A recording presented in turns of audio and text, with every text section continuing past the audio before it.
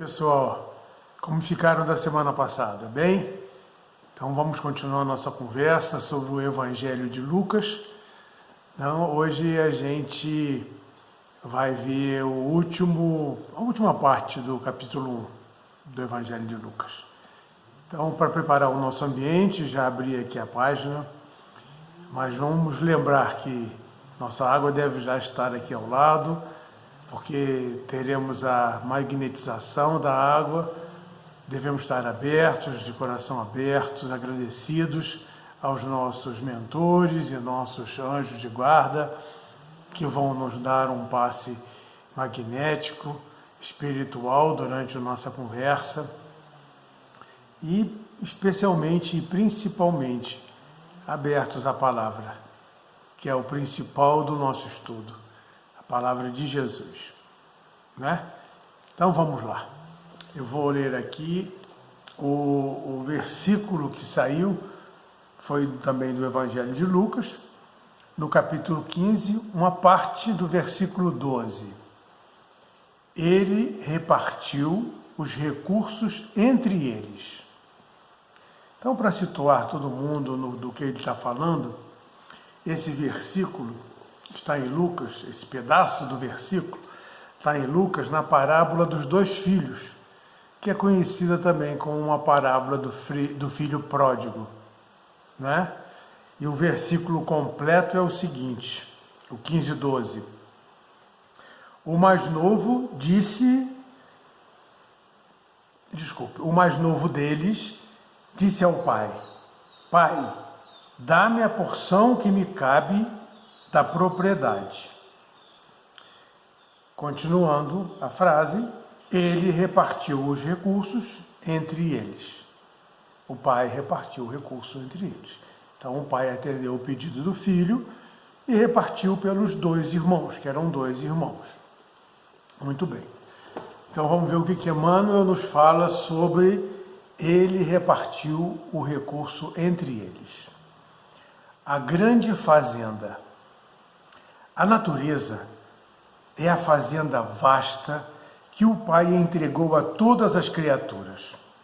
Cada pormenor do valioso patrimônio apresenta significação particular.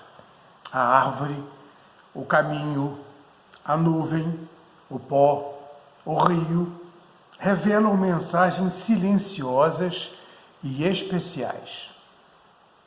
É preciso, contudo, que o homem aprenda a recolher-se para escutar as grandes vozes que lhe falam ao coração. A natureza é sempre o celeiro abençoado de lições maternais. Em seus círculos de serviço, coisa alguma permanece sem propósito, sem finalidade justa.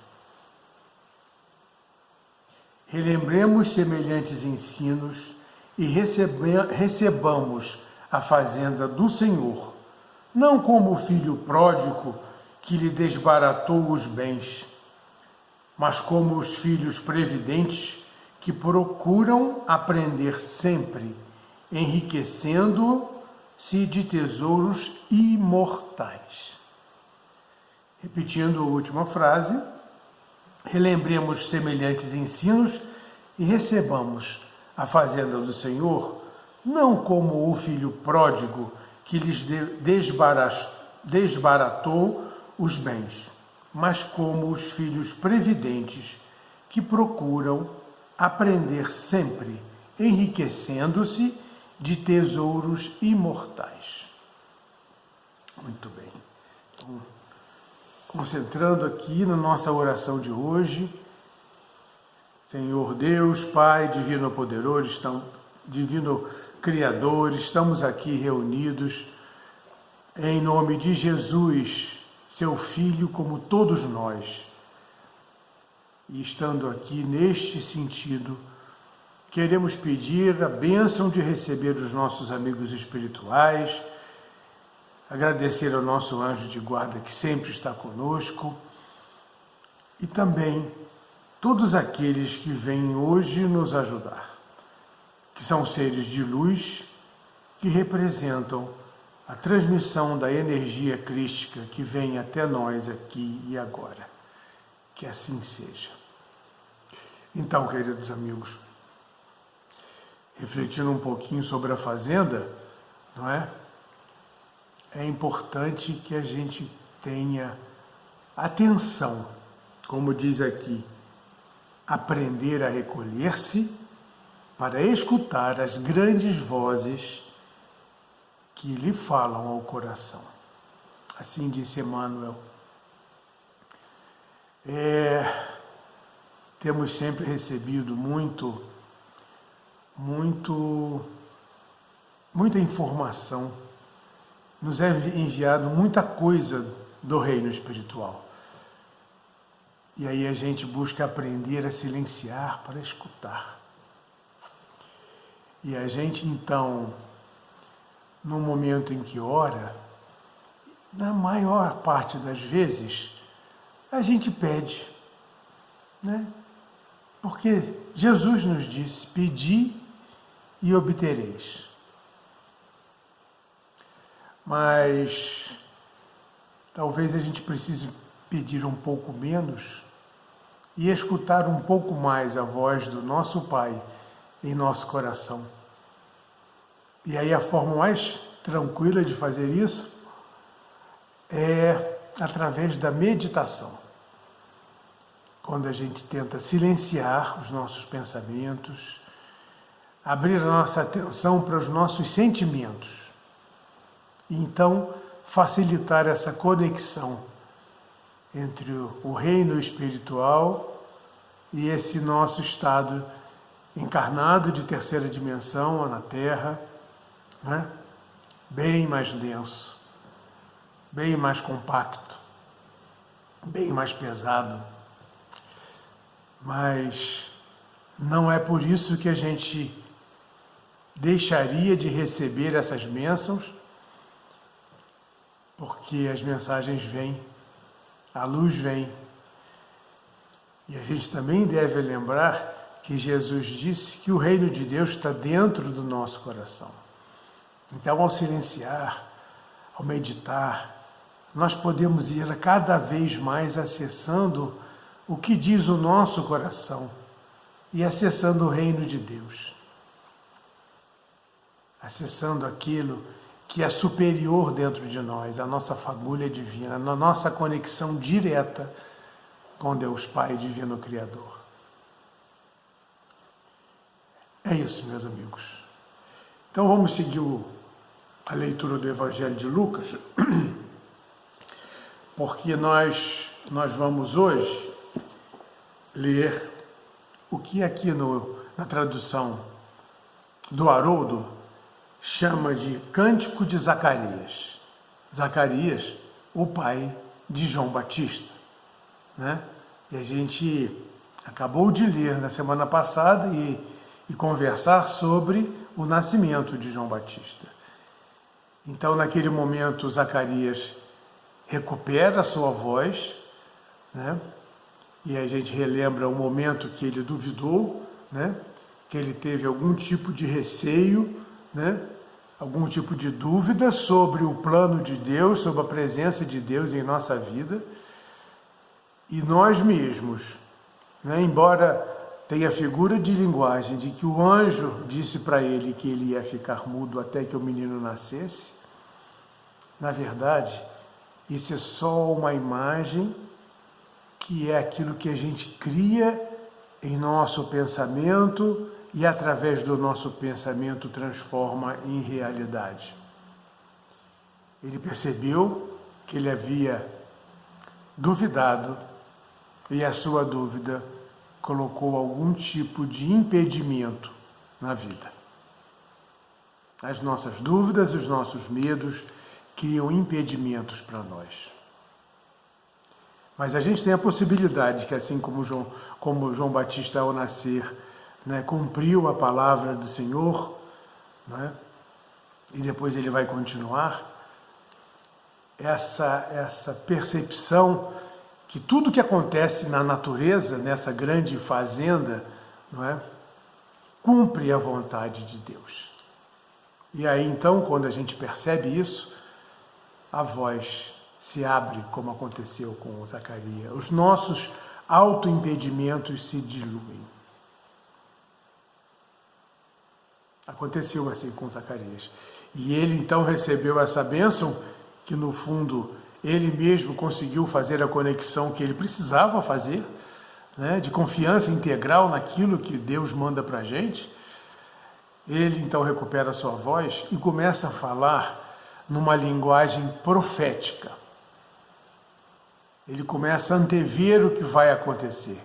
Então a sua conexão é tão profunda nesse momento que ele consegue perceber todas as energias que estavam mobilizadas naquele momento na Terra, enquanto Jesus estava quase nascendo, quando João Batista nasceu, quando toda uma programação de mais de 1000 anos da vinda de Jesus para a Terra, né, que foi o tempo que ele demorou para se adensar e poder se materializar no corpo de Maria,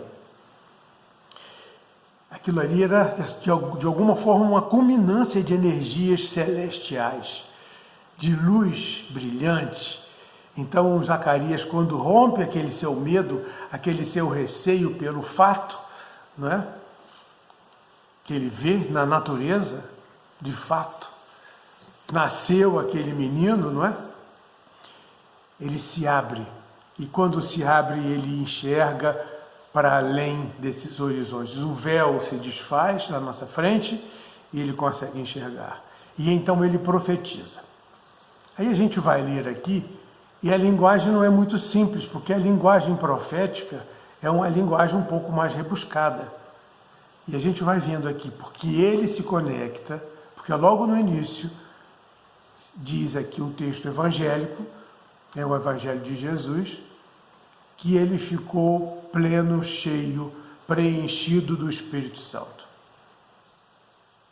É a conexão, significa que é a conexão direta com os mensageiros do Senhor, do mais alto, para além dessa nossa terceira dimensão aqui e a quarta dimensão, que é o mundo espiritual que está ao nosso lado, né? Que é para onde nós vamos num primeiro momento, quando saímos desta vida e vamos seguindo o nosso caminho. Então vamos ler. Aí nós vamos então estar no capítulo 1, Evangelho de Jesus segundo Lucas, no versículo 67. E aí eu vou ler até o versículo 80. Zacarias, seu pai, falando então de João Batista, né? Ficou repleto do Espírito Santo e profetizou dizendo, já conversamos sobre isto: Bendito o Senhor, Deus de Israel, porque visitou e resgatou o seu povo, né? Suscitou-nos uma força de salvação na casa de Davi, seu filho, como proclamou desde os tempos remotos pela boca dos santos profetas. Muito bem. Ele então está louvando a Deus e está reconhecendo que o plano de Deus está se realizando, porque é que esse plano de Deus já tinha sido revelado para eles, né? Salvação das mãos dos nossos inimigos e de todos que nos odeiam, para exercer misericórdia com nossos pais e lembrar-se da sua santa aliança, bem como do juramento feito a Abraão, nosso pai, de nos conceder, após ter nos arrancado das mãos dos nossos inimigos, cultivá-lo sem temor, em santidade e justiça, na sua presença, todos os nossos dias. É um pedaço longo aqui dessa fala de Zacarias, né? Então ele continua proclamando, falando da promessa de Deus que ia livrá-los dos inimigos, né? Aquela época a interpretação era muito concreta, né? Então eles imaginavam que libertar dos inimigos era libertar daqueles que eles achavam que era contra o reino de Deus, mas na verdade um reino na terra, né? Contra o que eles pregavam como judeus, hebreus daquela época. Um Deus único, né? Uma herança que era uma herança divina que que vem a partir do entendimento das leis divinas desde Moisés, né? Então, ele diz aqui, e aí eles receberiam isso depois de eles conseguiram se livrar dos inimigos, de cultuar Deus na presença dele, ou seja, santificá-lo, né? Sem temor. Sem temor. É muito interessante que já aqui aparece o que Jesus vai falar e vai nos ensinar do Pai, nosso Pai querido, né? Que é um Pai de amor supremo, né? Então não é mais aquele Deus a ser temido. Ele termina aqui, quer dizer, fala aqui no meio da sua fala, cultuá-lo sem temor, em santidade e justiça. Eles até aquele momento cultuavam o Deus temendo, né? E a partir daí já ele anuncia a nova forma de relacionamento, que não é uma nova forma, é uma nova forma de entendimento do relacionamento com Deus. Porque Deus não é aquele Deus do Antigo Testamento, tirano, cruel, né, autoritário, né, que olhava todo mundo de perto, né, todo mundo vivia em rédeas curtas, né? Tanto que a vida foi elevada de forma que cada um pudesse exercer sua própria livre escolha, né? Se fosse tão rigoroso assim, né, que livre escolha teriam se não obedecer absolutamente? Mas havia essa dificuldade de entendimento, né? Todos os nossos dias, ele termina assim, ou seja, sempre, em cada momento, cultuar a Deus, respeitá-lo, mas amá-lo antes de temê-lo, certo? É isso que ele diz. Então ele começa já a entrar na linguagem que Jesus vai trazer, né? E tu, menino, falando lá de João Batista, serás chamado profeta do Altíssimo, pois caminharás à frente do Senhor, preparando-lhe os caminhos. Não é? Ele já percebe, já sabe, já recebeu essas informações, né, de uma comunicação direta com o mundo espiritual, que João Batista viria preparar os caminhos do Senhor, né, para dar ao seu povo o conhecimento da salvação por meio do perdão de seus pecados.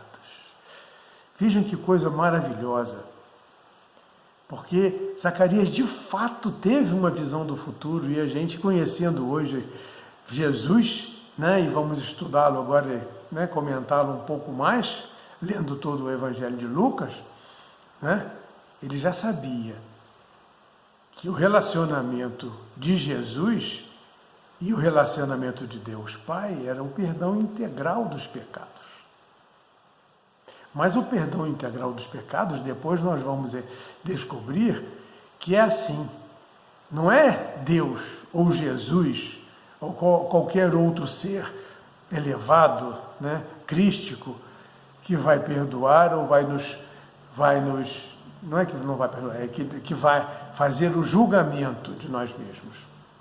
Nós vamos entendendo também, estudando a doutrina, né, que quem julga a nós mesmos somos nós, né? O julgamento, no momento que a gente percebe as nossas faltas, é nosso. Então cabe a nós a responsabilidade. Ele diz aqui perdão dos pecados, mas nós não encontramos em nenhum lugar Jesus dizendo: eu perdoo os teus pecados. Como é que Jesus faz? Segue sua vida. Sua fé te salvou. Vá e não erres mais. Na verdade, assuma a responsabilidade do que você já fez, e com essa aprendizagem, o que você já recebeu, inclusive essa graça, né? Que Jesus, o encontro com Jesus é sempre uma graça, sempre uma bênção, sempre um turning point, né? Aquele lugar que a gente não tem muita alternativa. Ou você segue na sua vida antiga, né? Ou você vive a nova vida, uma boa nova vida, né? continuando aqui, ele falava: pois caminharás à frente do Senhor, preparando-lhe os caminhos, para dar ao seu povo conhecimento da salvação por meio do perdão dos pecados. Já lemos isso, né? E continuando, por causa das entranhas da misericórdia do nosso Deus, misericórdia. Então ele já abre de fato esse Deus que é absolutamente misericórdia. Nos visitará do alto um alvorecer. Ou seja, ele vem do reino de Deus, né? Porque esse alvorecer, e o Haroldo nos ajuda aqui com a tradução, dizendo que é assim como se fosse o nascimento de uma estrela, né? Ele vem aqui, o nascimento de uma estrela, né? Ela desaponta no céu, né? Melhor, ela desponta no céu, não é? Ela desponta no céu como o sol surge, como as estrelas surgem de noite, trazendo luz, brilho, né? Nova vida. Iluminando os que habitam na treva e na sombra da morte, a fim de guiar nossos pés no caminho da paz. Então Jesus virá, essa estrela que desponta no céu, ela virá para nos explicar, né, nos livrar da sombra da morte, porque aqui ele já fala que a vida não termina nesta morte física, como Jesus veio nos dizer, porque ele na própria vida, ele mostra que a vida continua na sua ressurreição, e no caso dele uma ressurreição, um renascimento para o mundo espiritual glorioso, é uma ressurreição, por tamanho que Jesus tem, pela elevação, por estar já um espírito puro junto ao Pai, né? E aí Jesus viria, ele diz, né, nos tirar da sombra da morte. A morte não existe, na verdade. Existe uma passagem, uma mudança de dimensão e o nosso retorno para alguma outra vida, a fim de guiar nossos pés no caminho da paz.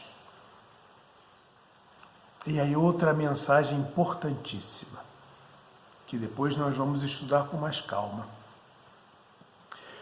Quais são aqueles dentre nós que herdarão a terra?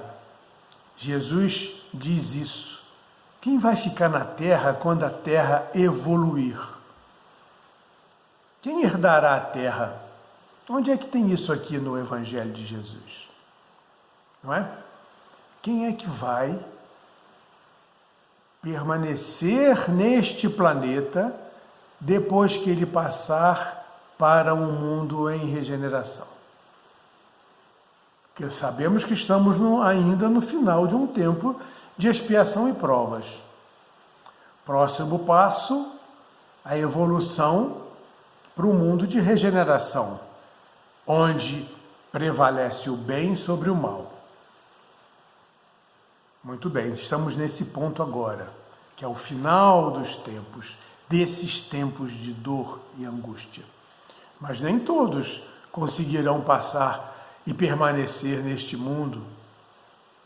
Quais são aqueles que ficarão? E aí ele diz aqui, guiar nossos pés no caminho da paz.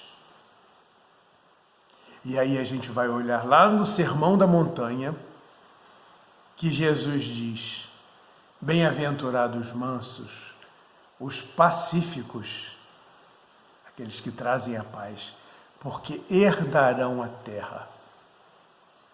Olha que maravilha é Jesus sendo já retratado, o caminho, né, que Jesus vem trazer, sendo retratado por essa profecia de Zacarias, no momento que João Batista nasce. Isso aqui está muito claro, mas a gente às vezes não consegue perceber isto, porque talvez não pegue a Sagrada Escritura e leia com olhos de um mundo para além deste mundo concreto em que vivemos, né? E aqui termina essa parte profética, né? E ele continua então dizendo que quem está escrevendo, que no caso foi Lucas, e diz o seguinte, né? E a criança crescia e se fortalecia em espírito, permanecendo no deserto até o dia da sua apresentação a Israel. Então esse é o final do nosso texto de hoje. Então, aqui, nesse período, o que está dito aqui é que João Batista estava se preparando, então, para fazer o trabalho que ele tinha que fazer, né? Permanece no deserto, que é o deserto, que é o lugar do entendimento, né? Da aprendizagem, da evolução do espírito, né? Depois a gente vai ver que Jesus também passou 40 dias no deserto. Já falamos disso aqui num outro vídeo, porque a igreja propõe agora 40 dias de quaresma e que é o deserto, né? A gente vai para um lugar que a gente olha para dentro e descobre Deus dentro de nós, o reino de Deus, né? E João Batista fez isso que Jesus também acabou fazendo depois 40 dias no deserto. Então é isso, meus amigos. A mensagem de hoje é essa, que a gente possa cultivar, né, aqueles tesouros que você leva para o céu, né? Lembrando lá da mensagem, né, da nossa abertura, que está na parábola dos dois irmãos, que também é conhecida como do filho pródigo. E nós então terminamos essa leitura com outras duas informações muito lindas, né? Abertura do nosso entendimento de nos livrar da morte, da sombra da morte, entendendo que a vida continua, e já dizendo aqui, qual é a nossa atitude hoje, que tem que ser interna e externa, né? Ou seja, isso é a nossa busca permanente de evolução, de transformação, é a mansidão e a paz. A gente vê tanta briga, tanta rixa, tanta reclamação, tanta desconfiança, não é? Tanta vontade de reparação, de vingança, não é? Ainda temos tanto isso. É isso que Jesus pede a nós para que a gente herde a terra, que a gente consiga estar num nível vibracional de paz, de mansidão. Jesus quer que a gente descubra esse caminho, porque a nova terra, não é? A terra regenerada não vai ter espaço para esse tipo de vibração, de atitude, de comportamento bélico que nós vivemos desde 7.000 anos, não é verdade? A história nos diz isso. Quantos de nós hoje já consegue promover a paz, ser manso? Eu me pego toda hora reclamando, eu me pego toda hora querendo ter razão em tudo, né? Discutindo, reafirmando aquilo que eu acredito, no fundo a minha verdade. Mas a verdade está aqui, na Boa Nova de Jesus, no Novo Testamento. Não é? Então esse aqui é o lugar da nossa referência.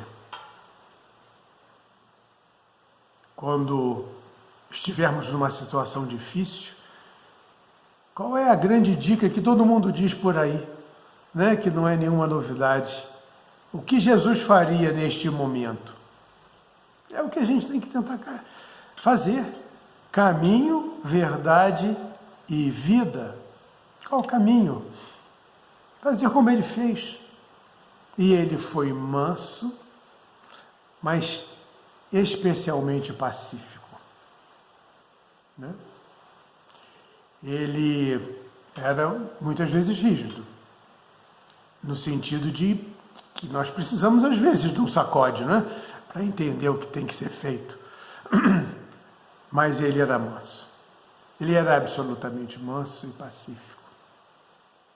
Queridos amigos, vamos então fazer a nossa oração final, pedindo então aos nossos amigos espirituais aqui presentes na casa de cada um de nós, para que possam mobilizar os fluidos magnéticos espirituais, para que essa nossa água seja magnetizada, que ela seja abençoada, que ela seja fluidificada, de forma que contenha todos os medicamentos, os fluidos, os bálsamos que nós precisamos neste momento. E agradecemos então a presença de todos os nossos amigos espirituais, agradecemos o passe que recebemos durante essa conversa, né? Aqueles que hoje têm tratamento magnético, fiquem em oração no horário das 7 às 8h30 da noite, que receberão mais um reforço magnético a favor da sua harmonia, da busca do seu corpo e de si próprio, na cura interna e do corpo mesmo, não é? E então, para encerrar nosso encontro de hoje, nós podemos agora beber um pouco essa aguinha, como eu vou fazer a minha.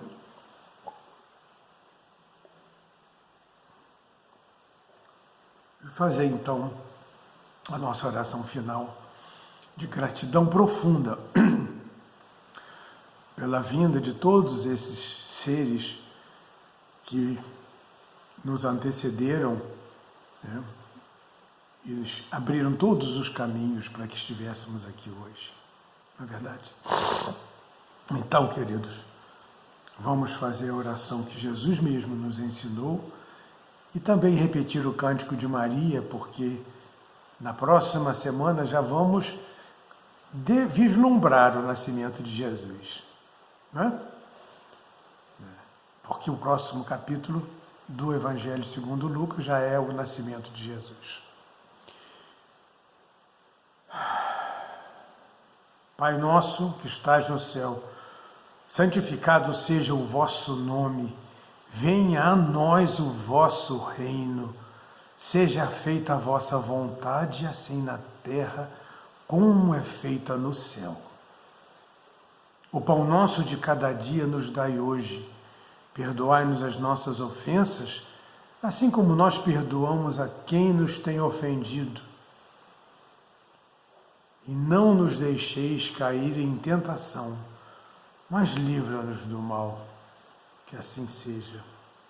E querida Maria, cobrindo-nos com seu manto, pedimos a sua presença hoje e sempre também em nossa vida, junto com Jesus, para que possamos, com esse seu amor de mãe, enfrentar todas essas dificuldades também, com esse acalanto, com esse seu calor materno nos acariciando.